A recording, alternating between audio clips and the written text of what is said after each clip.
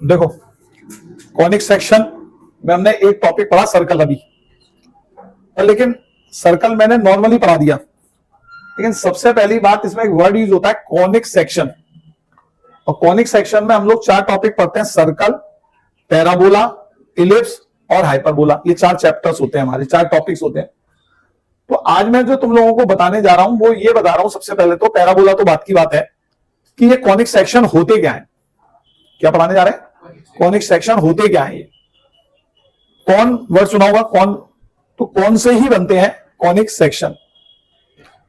तो वैसे तो मेरा पढ़ाने का टॉपिक है पैराबोला, लेकिन पैराबोला को पढ़ाने से पहले हम थोड़ा सा कॉनिक सेक्शन के बारे में जानते हैं कि ये कॉनिक सेक्शन होते क्या है। तो इंट्रोडक्शन टू कॉनिक सेक्शन ये आज का हमारा पहला टॉपिक है जो हम तुमको पढ़ा रहे हैं। इसमें कॉनिक सेक्शंस के बारे में मैं चर्चा कर रहा हूं कि कॉनिक सेक्शन होते क्या है, इसको समझाएंगे आज हम आपको। तो देखो, let small L be a fixed vertical line. मान लो स्मॉल एल एक फिक्स्ड वर्टिकल लाइन है, and M be another line, M कोई दूसरी लाइन है, intersecting it a fixed point B, जो कि एम जो लाइन है ना, वो एल तो कैसी लाइन है? वर्टिकल है, वाई एक्सिस के पैरेलल या वाई एक्सिस। और जो एम लाइन है वो कोई सी भी लाइन है, वो साथ में ये दे रखा है कि जो एम लाइन है वो एल को इंटरसेक्ट करती है एक फिक्स पॉइंट बी पर, and incline to it an angle alpha. और वो एल लाइन से कितना एंगल इंक्लाइंड है? अल्फा एंगल इंक्लाइंड है, यानी कि एल और एम के बीच का एंगल कितना है? अल्फा। तो इस वाली बात को अगर आप लोग यहां देखें तो ये जो मैं बोल रहा था ये हो गई वो लाइन एल, ये हो गई वर्टिकल लाइन, ये लाइन हो गई एम जो इसको एक फिक्स पॉइंट बी पर कट करती है, और ये इसके साथ अल्फा एंगल बनाती है। ठीक है, आगे चलते हैं। Suppose if we rotate the line M around the line L. अभी हमने क्या करा? रोटेट कर दिया लाइन एम को, तो लाइन एम देखी थी अभी पीछे, यहां पे भी दिखाता हूं मैं, उसको रोटेट करा अराउंड एल, एल के अराउंड रोटेट करा 360 degree, in such a way that the angle alpha remain constant. साथ में इस बात का भी ध्यान रखा कि जो एंगल अल्फा है ना, घुमाते समय बदले नहीं। या आप रोटेट तो कर रहे हो, तो रोटेट करते समय कहीं अल्फा एंगल डिस्टर्ब नहीं होना चाहिए, जो अभी मैंने बताया था वो डिस्टर्ब नहीं होना चाहिए, रिमेन सेम। ठीक है, जैसे अब आप लोग देखें, ये थी लाइन एम, ये थी लाइन एल। अब मुझे क्या करना है? इस लाइन को इसके चारों ओर रोटेट कर देना है, और इस बात का ध्यान रखना है कि ये अल्फा एंगल पर कोई भी चेंज ना आए, इस टाइप से रोटेट करना ध्यान में रखते हुए। तो देन द सरफेस जनरेटेड, तो ऐसा करने से जो सरफेस जनरेट होता है वो होता है बच्चों डबल नेक्ड राइट सर्कुलर होलो कोन। मतलब अगर आप इस वाले एम लाइन को, एल को तो यहीं पे फिक्स रखना, इस एंगल को भी फिक्स रखना, और एम लाइन को 360 डिग्री रोटेट करके दोबारा यहीं ले आना, तो जो शेप बन के तैयार होगी उसको हम लोग क्या कहेंगे? डबल नेक्ड राइट सर्कुलर होलो कोन। ठीक, समझ में आई? जैसे ये देखो, ये था हमारा क्या? लाइन एल, ये हो गई कौन सी लाइन? एम। इसको ऐसे कर हमने रोटेट करा, तो रोटेट करने के बाद जो शेप आएगी वो कुछ इस टाइप की आएगी, इन्हें नैप्स बोलते हैं। ये जो ऊपर का हिस्सा देख रहे हो, नाम है इसका, कोई मैथमेटिकल मतलब नहीं है, इसे हम नैप कहते हैं। तो कितनी नैप बन गई? 2, एक ऊपर की साइड, एक नीचे की साइड। और शेप कैसी है? कोन की, होलो है, अंदर से खाली है, तो इसलिए इसका नाम क्या पड़ गया? डबल नैप्ड होलो कोन। वो भी आ जाएगा अभी, पहले तो इसको समझो। पैराबोला से अभी इसका कोई रिलेशन नहीं है, ना मैं पैराबोला की बात कर रहा हूं। ठीक है, मैं तो अभी तुमको क्या सिखा रहा हूं? Conic section. कॉनिक सेक्शन का मतलब क्या होता है यार? कोन के सेक्शन। सेक्शन का मतलब समझते हो? किसी चीज को काट के जो चीज आती है सामने, उसे कहते हैं सेक्शन। तो जब हम कॉन को काटते हैं तो हमें डिफरेंट डिफरेंट शेप्स के सेक्शन ऑब्टेन होते हैं। तो उन सेक्शन को कैसे ऑब्टेन किया जाता है? तो जो पैराबोला है, सर्कल है, इलिप्स है, हाइपरबोला है, ये ऑल आर द क्या है? Section of conic cone. ये कोन ही है एक तरीके से, ये डबल नेप कॉन हो गया, या कौन समझ लो। अब इसको मैं डिफरेंट डिफरेंट वे से कट करूंगा, तो जब मैं कट करूंगा तो एक सेक्शन हमको मिलेगा। वो सेक्शन ही हम तुमको पढ़ा रहे हैं, कौन कौन से सेक्शन मिलते हैं और कैसे काटने पर कैसा सेक्शन आपको मिलेगा, क्योंकि ये सारे के सारे सेक्शन हमें कोन को काटने से मिलते हैं, इसीलिए इनका चैप्टर का नाम है कॉनिक सेक्शन। तो ये वाली बात कितने बच्चों को समझ में आ गई, जो मैंने ये वाली बात बताई कि यार किस टाइप से डबल कोन बना। अब जब ये हमारा डबल कोन बनके तैयार हो गया, अब आगे की कहानी सुनना। ये मैंने इसमें बताया है द पॉइंट बी, इसमें जो पॉइंट बी था इज कॉल्ड द वर्टेक्स, इसे हम लोग बच्चों क्या पुकारेंगे, वर्टेक्स। ठीक है, एल, ये वाली लाइन थी L, L line is called the axis of the cone, ये कोन का एक्सिस कहलाएगा बच्चों। द रोटेटिंग लाइन एम, ये वाली लाइन थी रोटेटिंग लाइन एम, ये कहलाती है जनरेटिंग लाइन। कौन सी लाइन कहलाती है, जनरेटिंग लाइन, क्योंकि इससे ही कोन जनरेट हुआ था, इसको घुमाने से। ठीक है, the vertex separate the cone into two parts called nappe, जो ये वर्टेक्स होती है इसको दो पार्ट में सेपरेट कर देती है, ऊपर का हिस्सा और एक नीचे का हिस्सा। इन पार्ट को हम लोग क्या पुकारेंगे, नेप्स। तो इसीलिए इसे हम लोग क्या कहते हैं, डबल नेप कोन। और खोखला होता है इसलिए होलो वर्ड यूज किया जाता है। ठीक है, समझ आया। पहले तो मैं यही समझा रहा हूं यार, यहाँ की पूरी उसकी वो तैयार कर रहा हूं तुम लोगों को समझाने के लिए, कैसे कैसे चीजें चलती हैं, क्या होता है। अब आगे चलते हैं। देखो सबसे पहले कॉनिक सेक्शन में, अब मैं इसको कट करूंगा, देखना। If we take the intersection of a plane with the cone, the section so obtain is called the conic section. एक प्लेन ले लो, प्लेन समझते हो आप, कोई चाकू ले लो या कोई तख्ता पैना सा ले लो, और इस प्लेन से इसे कट करो। तो जैसे मैंने इस प्लेन, देख रहे हो ये वाला जो दिख रहा है, ये क्या है, प्लेन, और ये क्या पूरी शेप है जो ब्लू कलर से दिख रही है, डबल नेप कोन है।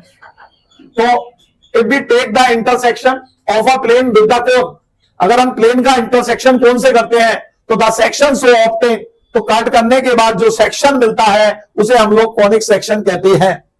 तुम लोग समझ रहे हो, कट करने के बाद सेक्शन मिलता है, ये क्या कहना चाह रहा है, सेक्शन वाली बात समझ पा रहे हो कि बस खाली मैं बोले जा रहा हूं। सेक्शन का मतलब ये होता है बेटा, जैसे कि आप क्या कहते हैं, कोई भी सॉलिड या होलो चीज ले लो और उसे चाकू से काटो, काट के एक पार्ट तो बाहर रह जाएगा, सामने जो एक हिस्सा नजर आएगा, जो भी चीज नजर आएगी उसे उसका सेक्शन कहते हैं। अगर सॉलिड होगा तो बिल्कुल एक सरफेस सा बन जाएगा, होलो होगा तो वहां पर एक लकीर सी बन जाएगी, कोई भी शेप की बन सकती है वो। तो वो जो उस समय तुमको नजर आ रहा होगा उसे कहेंगे हम सेक्शन। नहीं आया अभी भी समझ में कि आया, बोलो बताओ। जैसे ये बोतल है, अब अगर मैंने इस बोतल को ऐसे करके बिल्कुल सीधा काट दिया तो जो सेक्शन तुमको नजर आएगा वो सर्कल नजर आएगा। कैसा, कुछ दूसरे हिसाब से काट दूंगा आड़ा तिरछा तो कोई नया सेक्शन नजर आ जाएगा। ऐसे ही जब हम इस डबल कोन को किसी प्लेन के द्वारा कट करते हैं डिफरेंट डिफरेंट तरीके से, तो जो हमें काटने के बाद नजर आएगा शेप, वो क्या कहलाएगा, कॉनिक सेक्शन। अब नाम क्यों कौन, वैसे तो उसे सेक्शन कहते हैं जनरली हम लोग, पर यहां पर उसका नाम कॉनिक सेक्शन क्यों रखा, क्योंकि वो कोन को कट करने से ऑब्टेन हो रहा है, इसलिए वो किसके सेक्शन हो गए, कोन के सेक्शन हो गए, इसलिए इसका नाम पड़ा कॉनिक सेक्शन। आई बात समझ में कि नहीं आई, बोलो। Conic section are the curve obtained by intersecting a right circular cone by a plane। Conic section क्या होते हैं, कर्व्स होते हैं। कर्व्स क्या होते हैं, कर्व्स समझते हो, मतलब एक तो बिल्कुल सीधी लाइन होती है और एक होते हैं कर्व जिसके अंदर थोड़ा सा मुड़ा वो झुका वो इस टाइप के कर्व। तो conic section are the curves obtain होते हैं by intersecting a right circular cone by a plane. किसी प्लेन से को के द्वारा अगर किसी राइट सर्कुलर कोन को इंटरसेक्ट किया जाता है तब हमको कॉनिक सेक्शन ऑब्टेन होते हैं। ठीक है, अब इसके बाद आगे देखें, the section of the circular कोन, जैसे ये देखो ये एक कोन है, ठीक है, ये हमने एक कोन बना दिया बच्चों, देखना ध्यान से।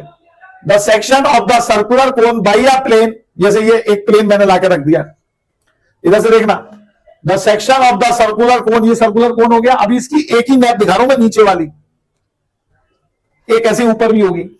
अब इसको क्या करा हमने, बाय अ प्लेन, एक प्लेन से which passing through the its vertex, जो कहां से पास हो रहा है, इसकी वर्टेक्स से पास हो रहा है। अब 3D फिगर होता है ये, तो थोड़ा सा इस टाइप का बोर्ड पर समझ में कम आता है, पर समझ जाना है ये किस टाइप से पास हुआ है।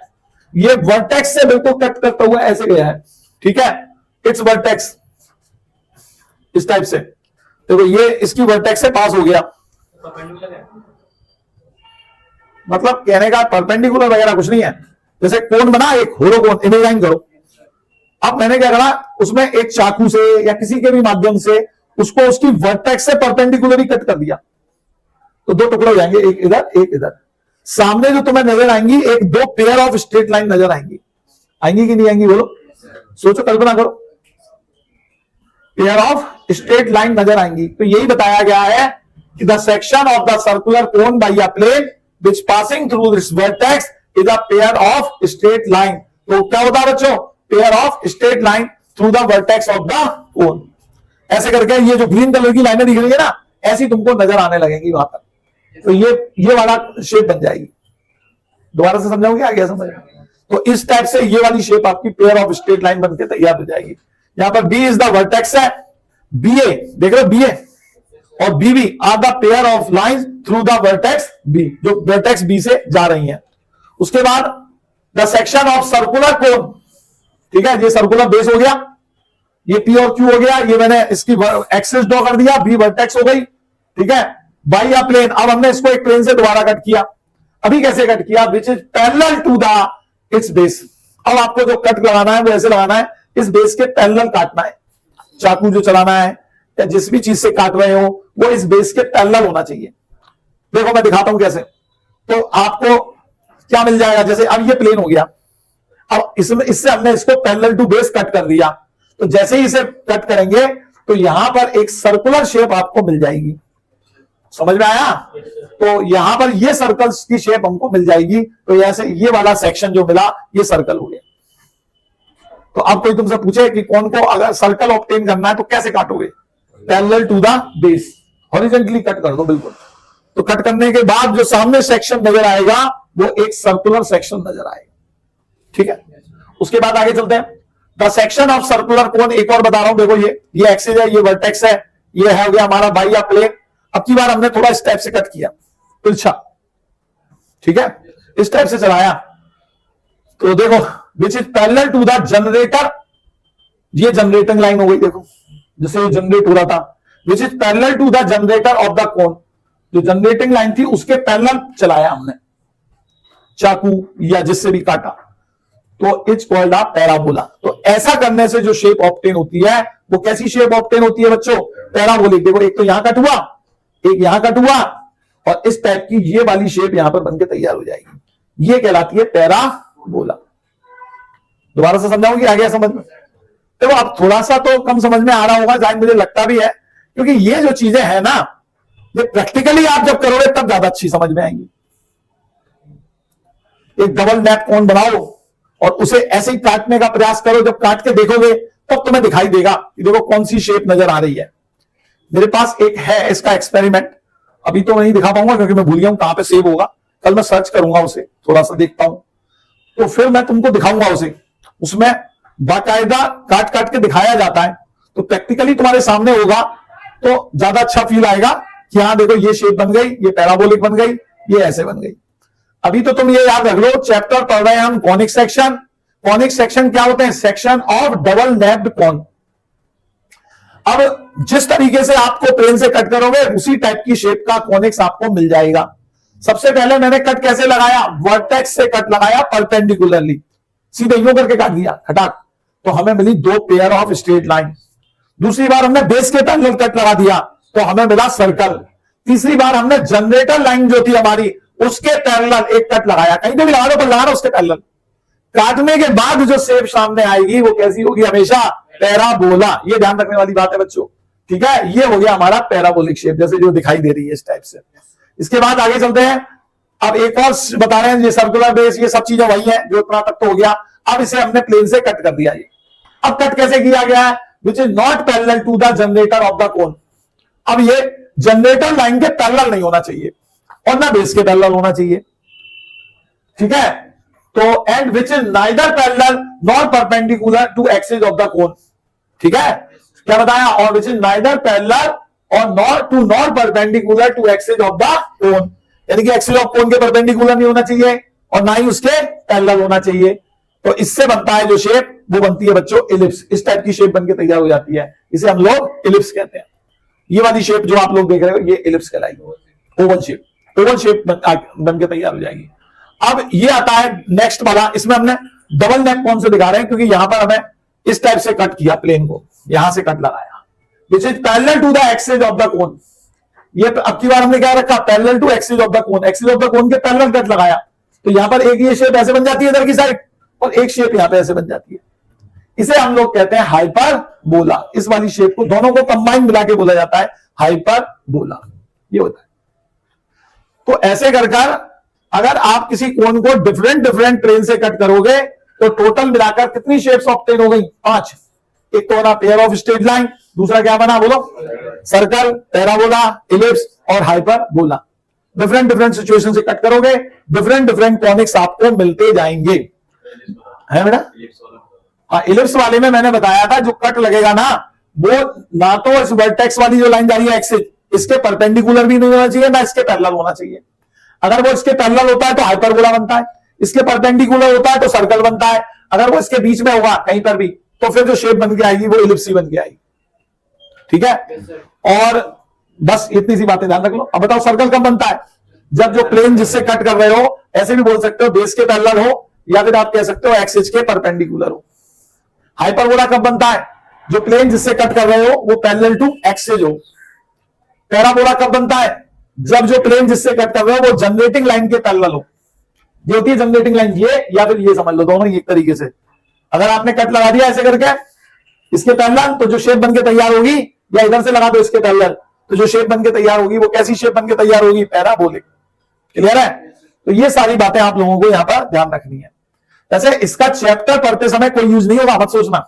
मैं अगर ये कुछ भी ना बताऊं तो अभी मैं पैराबोला आपको पढ़ा देता, कोई दिक्कत नहीं आती, सब चीजें तुम्हें समझ में आती। पर बात यह आ रही है कि चैप्टर के नाम से मैंने उसको कनेक्ट करके दिखाया, ये बता दिया कि कॉनिक सेक्शन होते क्या है। चैप्टर का नाम तो वास्तव में पैराबोला नहीं है ना, चैप्टर का नाम तो कॉनिक सेक्शन है, तो इसलिए मैंने आप लोगों को समझाया कॉनिक सेक्शन होते क्या है। इतनी बात सबको समझ में आ गई?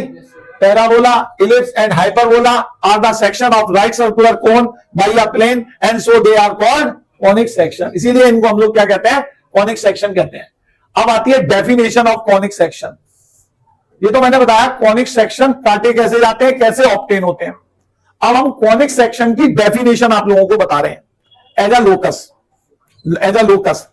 तो the locus conic section is the locus of a point which moves in a plane such that the ratio of its distance from a fixed point to its perpendicular distance from a fixed straight line is always a constant, is called a conic section or a conic। समझना क्या कह रही है ये definition? एक बार ध्यान देना। Conic section जो होता है बच्चों, वो एक पॉइंट का लोकस होता है। लोकस का मतलब क्या? Path. Which moves in a plane such a way, जो एक प्लेन में इस प्रकार से मूव करता है कि उसका किसी फिक्स पॉइंट से डिस्टेंस और किसी फिक्स लाइन से डिस्टेंस का रेशियो हमेशा सेम रहता है। दोबारा बताऊं कि समझ में आई बात? कुछ बोलो, क्या खास बात होती है कॉनिक सेक्शन के लोकस में? Conic section is the locus of a point which moves in a plane such way the ratio of it distance from a fix point. एक फिक्स पॉइंट होगा, उससे उस पॉइंट का डिस्टेंस नाप लो। एक fix line होगी, उससे उस लाइन का डिस्टेंस नाप लो। उन दोनों का रेशियो ले लो। कुछ भी आ सकता है रेशियो, मुझे नहीं मालूम, पर एक बार जो आ गया वो फिक्स रहना चाहिए। जैसे मान लो थोड़ी देर के लिए उन दोनों का रेशियो 2:3 आ गया। क्या आ गया? तो अब वो पॉइंट ऐसे मूव करेगा, अगला कदम ऐसा रखेगा कि जहां पर भी जाके खड़ा होगा, फिर उस पॉइंट से लाइन का डिस्टेंस, उस पॉइंट से फिक्स पॉइंट का डिस्टेंस का रेशियो क्या आएगा? 2:3। फिर आगे बढ़ेगा, फिर डिस्टेंस हमेशा 2:3 के रेशियो में रहेगा। ऐसा करने से उन सभी पॉइंट्स को मिलाने से जो शेप ऑब्टेन होगी वो किसी ना किसी कॉनिक की होगी। अब वो कॉनिक पैराबोला भी हो सकता है, वो इलिप्स भी हो सकता है, वो हाइपरबोला भी हो सकता है, और अलग अलग टाइप से ऐसे। पर मैं यहां पर जनरल कॉनिक की बात कर रहा हूं, कुछ भी कॉनिक बन सकता है। अभी मैं उसको ये नहीं डिफाइन कर रहा हूं कि वो कौन सा होगा। तो बताओ क्या होता है definition of conic section? It is the locus of a point. याद कर लो अच्छी तरीके से, बहुत काम की डेफिनेशन है, पढ़ते समय बहुत यूज होगी। It is the locus of a point which moves in a plane such a way that the ratio, फिर रेशियो, अब रेशियो किस किसका? Its distance from a fix point to its distance from a fix line is always constant. हमेशा कैसा रहना चाहिए? Constant रहना चाहिए। ये मैं आपको इसकी डेफिनेशन एज अ पाथ बता रहा हूं, एज अ लोकस बता रहा हूं। अभी वो बातें कर रहे थे, वो हम बातें कर रहे थे किसकी? पैराबोला की नहीं, कैसे काट काट के अलग अलग शेप में हमें मिल जाएगा। अभी हम पाथ के हिसाब से बता रहे हैं, ठीक है? अब देखो और इसको समझा देते हैं। Let capital S be a fix point. मान लो कैपिटल एस कोई फिक्स पॉइंट है। ये देखो, ये मैंने एक लाइन ड्रॉ करी, ये एस हो गया, ये फिक्स पॉइंट हो गया। और उसके बाद capital L B fix line, ये एक फिक्स लाइन हो गई, और ये पूरा का पूरा बोर्ड जो हो गया वो प्लेन हो गया। अब आपको कॉनिक सेक्शन की बात कर रहे हैं, तो कॉनिक सेक्शन क्या होगा, एक ऐसा पॉइंट होगा कि उसका इससे डिस्टेंस और इस लाइन से डिस्टेंस का रेशियो हमेशा सेम रहना चाहिए। अब बात आई कि रेशियो क्या होना चाहिए, वो अभी तो मैटर रखता नहीं है, कुछ भी हो पर होना चाहिए एक बार जो हो गया वो सेम रहे। तो उसको उन सभी पॉइंट को मिलाने से जो शेप ऑब्टेन होगी वो बिल्कुल पक्का डेफिनेटली बता रहा हूं, जितने भी मैंने ये सेक्शन बताए थे उनमें से कोई सी एक होगी, या तो पैराबोला की होगी, या इलिप्स की होगी, या हाइपरबोला की होगी, समझ में आया, या सर्कल की होगी, या फिर दो लाइनें, ऐसा भी बन सकता है। तो ये क्या था, जैसे मैंने क्या करा, एक पॉइंट ले लिया कोई भी, चलो देखो ऐसे बताता हूं, ये लाइन एल हो गई, पी भी यानी पॉइंट, पी ये पॉइंट हो गया। अब हमने क्या करा, पी से इसका डिस्टेंस हो गया पीएल, और पी से पॉइंट तक का डिस्टेंस क्या हो गया पीएस। तो पीएस और PM then the locus of the P such that SP upon PM, मतलब इसका और इसका वो हमेशा क्या आना चाहिए, कांस्टेंट होना चाहिए। इस रेशियो को हम लोग स्टैंडर्ड सिंबल ई से रिप्रेजेंट करा करेंगे, और ये कहलाता है कॉल्ड अ कॉनिक। तो ये चीज क्या कहलाएगी, कॉनिक कहलाएगी। कोई मन में क्वेश्चन उठ रहा है तो पूछ लो, तो मैं उसका जवाब दे दूंगा, परेशान मत हो। अब क्या होता है कि मैं तो अपने हिसाब से पढ़ा ही रहा हूं, जो मुझे लग रहा है यार ये बच्चों को बताने की जरूरत है, सब बातें बता रहा हूं। अगर तुम्हारे मन में कोई बात उठेगी तो उसका भी जवाब दे दिया जाएगा, और पूछोगे नहीं तो शायद मैं ना बताऊं वो वाली बात। तुम्हारे दिमाग में क्या चल रहा है, क्या सोच रहे हो, ये मैं नहीं को नहीं मालूम है। तो तुम बस इस बारी बात का ध्यान रखना, जैसे मैंने सर्कल पढ़ाया था, तो सर्कल किसका लोकस होता था, ऐसे पॉइंट का लोकस होता था जिसका किसी फिक्स पॉइंट से डिस्टेंस हमेशा कांस्टेंट रहता था, फिक्स रहता था। अब इसमें क्या होता है, इसमें एक तो फिक्स पॉइंट होता है और एक फिक्स लाइन होती है। तो पॉइंट से फिक्स पॉइंट का डिस्टेंस और पॉइंट से फिक्स लाइन के डिस्टेंस, इसका जो रेशियो होना चाहिए वो होना चाहिए कांस्टेंट। इस कांस्टेंट रेशियो को हम लोग ई से रिप्रेजेंट करते हैं, इसे हम लोग कॉनिक की इसेंट्रिसिटी कहते हैं। क्या कहते हैं, इसेंट्रिसिटी, इसका नाम है ये इसेंट्रिसिटी।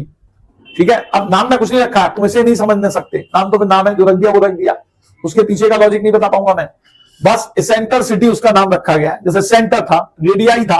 अब जब हम शुरू से सुनते चले आ रहे हैं तो कुछ नयापन नहीं लगता, ये फर्स्ट टाइम आपके सामने वर्ड आया है इसेंट्रिसिटी, तो ये कॉनिक की इसेंट्रिसिटी कहलाती है। सबके लिए इसेंट्रिसिटी होती है, सर्कल में नहीं होती है बस, ठीक है ना। सर्कल का सिस्टम अलग चलता है थोड़ा सा, क्योंकि सर्कल के अंदर फिक्स लाइन नहीं होती, ठीक है, तो वहां का सिस्टम अलग चलता है, इसलिए सर्कल को अलग से बढ़ा दिया जाता है। ये यहां पर हम लोग मेनली ये वाली जो डेफिनेशन है वो तीन में काम करेगी, पैराबोला, इलिप्स और हाइपरबोला, ये तीन, ये स्पेशली इन तीनों के लिए बनी है। बाकी सर्कल की इसेंट्रिसिटी नहीं होती है क्योंकि वहां पर फिक्स लाइन नहीं होती है, तो वहां रेशियो बन नहीं पाता, वहां सिर्फ खाली यही चलता है कि किसी भी पॉइंट से सेंटर तक का डिस्टेंस हमेशा सेम रहना चाहिए, ऐसा चलता है, ठीक है।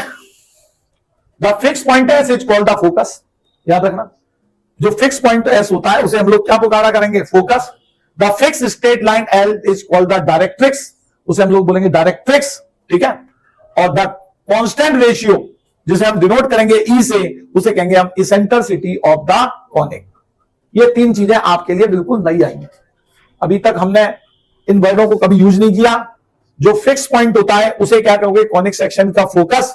जो फिक्स लाइन होती है उसे कहते हैं कॉनिक सेक्शन का डायरेक्ट्रिक्स, और जिस कांस्टेंट रेशियो में वो डिवाइड करता है उसे हम ई से रिप्रेजेंट करते हैं, और वो होती है इसेंट्रिसिटी ऑफ द कॉनिक, ठीक है। इफ ई इक्वल टू 1, अगर ई 1 है, ई 1 का होगा, सोचो जरा, जब पीएस और पीएम सेम होंगे, मतलब पीएस मतलब पॉइंट से फोकस का डिस्टेंस और पॉइंट से लाइन का डिस्टेंस सेम आ रहा है हर एक बार। पॉइंट ऐसी लो कि पॉइंट से फोकस का डिस्टेंस, पॉइंट से डायरेक्ट्रिक्स तक का डिस्टेंस हमेशा सेम आए, तो बेटा जो पॉइंट द्वारा पाथ ट्रेस किया जाएगा वो कैसा होगा, पैराबोला। और पैराबोला की इसेंट्रिसिटी क्या होती है, 1। दूसरी बात ये याद रखना, अगर ई 0 और 1 के बीच में है, क्या 0 या 1 के बीच में है, तो जो कॉनिक ट्रेस होता है वो इलिप्स होता है, और अगर ई की वैल्यू 1 से बड़ी होती है तो जो कॉनिक ट्रेस होता है वो हाइपरबोला होता है। नहीं आई बात समझ में कि आई?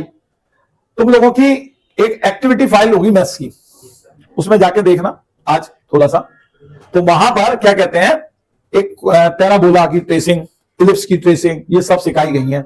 एक बार उसे पढ़ना, इंटरेस्ट आएगा थोड़ा सा, तुम्हारी जो जिज्ञासा है वो शांत होगी उसे पढ़ के।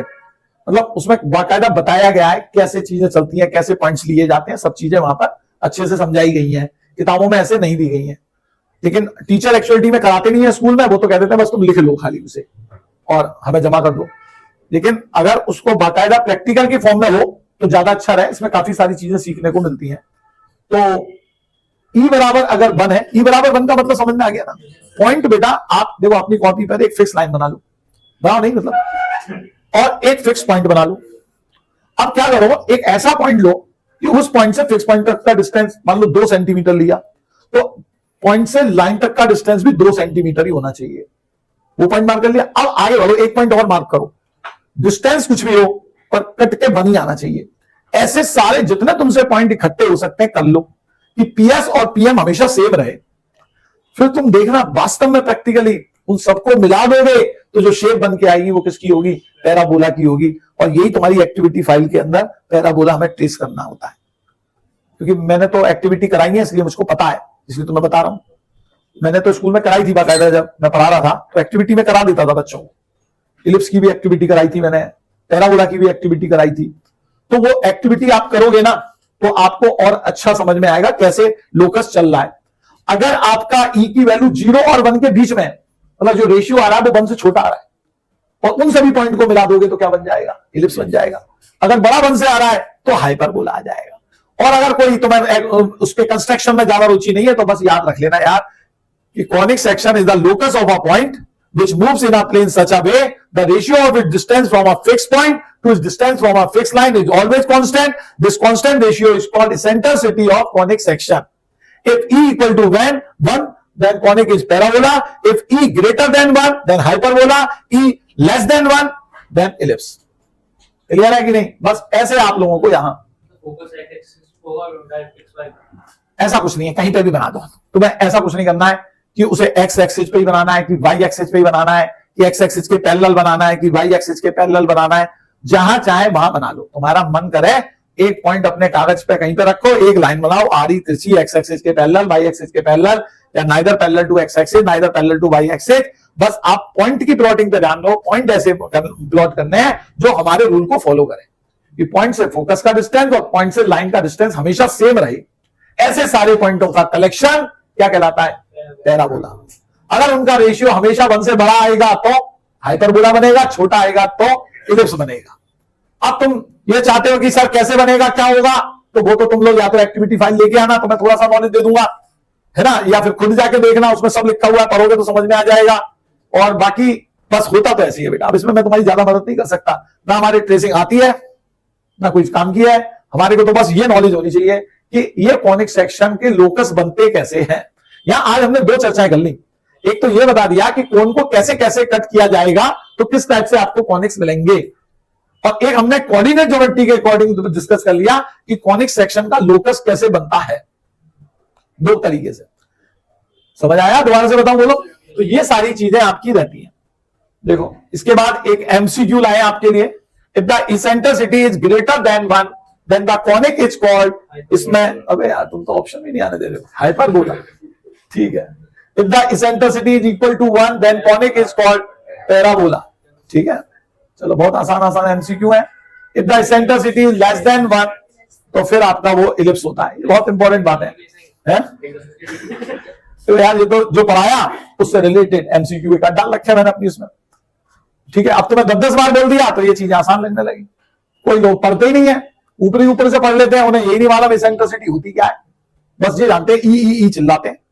आज तुम्हें मैंने बताया ई होता क्या है, ये एक रेशियो होता है। किसका रेशियो होता है? पॉइंट से फिक्स डिस्टेंस फोकस और पॉइंट से फिक्स लाइन डिस्टेंस डायरेक्ट्रिक्स के बीच का रेशियो होता है। आई बात समझ में? तो ये सारी चीज मैंने आज पढ़ा दी है। कल हम चर्चा करेंगे इक्वेशन ऑफ कॉनिक सेक्शन पे। ये कॉनिक सेक्शन की इक्वेशन क्या होती है, कॉनिक सेक्शन की इक्वेशन पढ़ाने के बाद फिर हम अलग अलग टॉपिक्स पढ़ेंगे जनरल। जैसे फिर पैराबोला पे डिस्कशन होगा टोटली, फिर एक दिन इलिप्स पे होगा, फिर एक दिन हाइपरबोला पे होगा। ये सब चीजें आपकी बुक्स में नहीं है जो मैंने अभी बताई हैं, ये सारी चीजें मैंने अलग से अपने हिसाब से बताई हैं तुम्हें। ठीक है, तो चलो आज तो बेटा इतना ही पढ़ाते हैं, इतना ध्यान रखना, फिर बाकी का कल स्टार्ट करेंगे।